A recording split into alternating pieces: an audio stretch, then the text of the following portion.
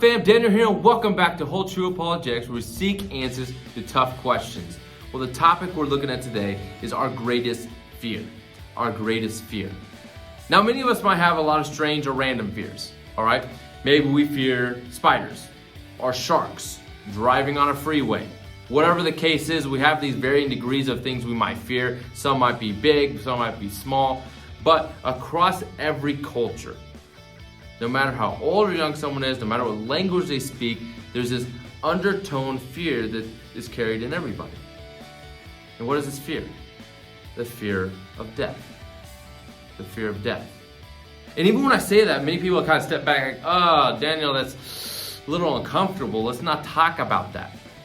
Let's not talk about that. But we need to talk about it. It's a legitimate fear that is across everybody. What do we do? How do we deal with this fear? Can we deal with this fear? In Hebrews chapter 2, verse 15, it says this: those who all their lives were held in slavery by the fear of death. By the fear of death. In some ancient writing called the Epic of Gilgamesh, in it, King Gilgamesh stated this. It said, how can I rest? How can I be at peace? Despair is in my heart. I am afraid of death. You see, the fear of death is driving them. Author Ernest Becker is famous for writing the book, The Denial of Death. In it, he states this: the idea of death, the fear of it, haunts the human animal like nothing else. It is the mainspring of human activity. Activity designed largely to avoid the fatality of death or to overcome it by denying in some way that it's the final destiny of man. So, what are these stating? Why am I bringing this up? Humanity's greatest fear is death. And many times what we do in our lives, what people do in their life, is to ignore the reality of death, not deal with it. We ignore the reality of death or try to think we could overcome it. So let me just point out a few things what people try to do. These failed attempts to try to deal with this fear of death. And a lot of this comes from this book called Immortal by Clay Jones. Incredible book. I encourage you to check it out. But in he notes many what are called immortality projects or things people take on to try to either ignore the reality of death or think they're going to overcome it by their own power.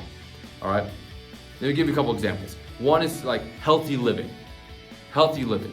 Now, it's good to live healthy, but many times it's been taken to extreme that if you eat just right, exercise just the right amount of time, all these different things, then you will live immortal. Now, they might not say immortal, but they have this idea that they will keep living forever.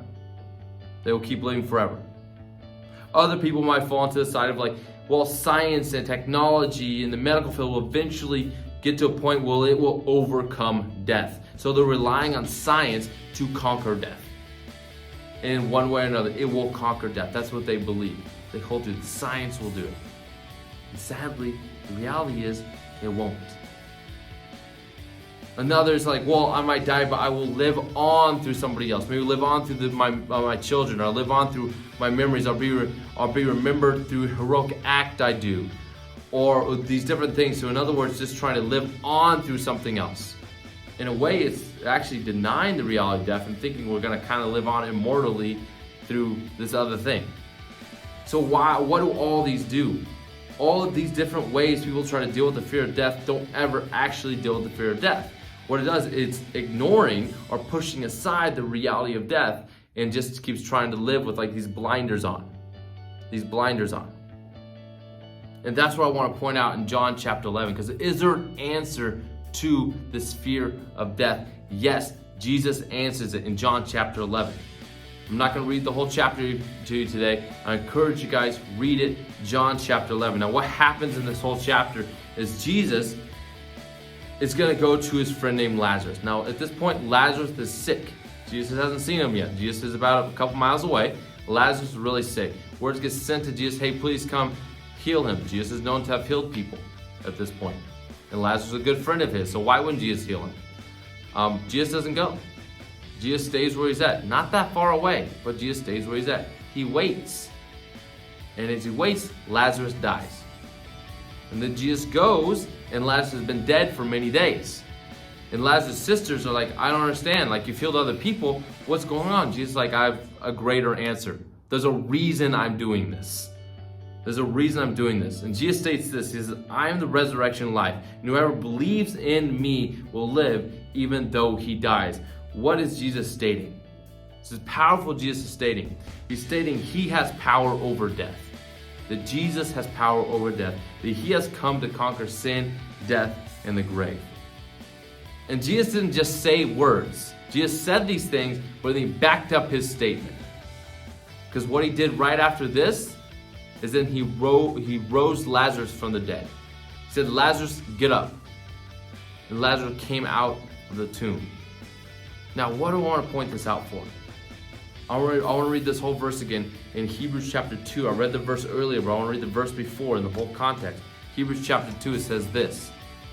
In verse 14, it says, since the children have flesh and blood, he, as in Jesus too, shared in their humanity, so that by his death he may break the power of him who holds the power of death, that is the devil, and free those who all their lives were held in slavery by the fear of death. Wow. So here's what I want you to take away. Is the reality is that we will die. That's the reality. And many of us try to ignore that. And even when we bring up death, we try to kind of push it to the side and act like it doesn't happen. But Jesus came to conquer sin and death. Jesus didn't just state it, but backed it up by what he did. They stated he has power over death itself. And when we trust in him, we have nothing to fear. We have nothing to fear. For he is the one who has conquered. He is the one who has power over sin and death. And Jesus is saying, trust in me. So is there an answer to our greatest fear? Yes. Putting your trust in Jesus, the one who has conquered our greatest fear. We could either choose to trust in Jesus, or we could choose these other different avenues of trying to deal with this fear that never actually deal with it. It just denies it, trying to deny it, but it never actually gives a satisfying answer. Only Jesus can, because only Jesus can conquer death. We'll hope that helps you, and I'll see you guys next time.